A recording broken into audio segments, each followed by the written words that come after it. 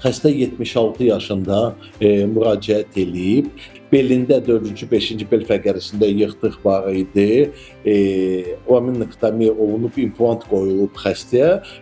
Bellə bağlı heç bir şikayəti yoxdur. Sadəcə bu çanağında problem var idi. Orada osteopeniya var. Deksinometriyada çəkilib orada osteopeniya var və diz oynaqlarında 3-cü, 4-cüyə keçən artrozdur. Deməli, dizlərinə həm ginekulyar blokada qoyduq, həm də oynaq daxili steroidli blokada eləmişik.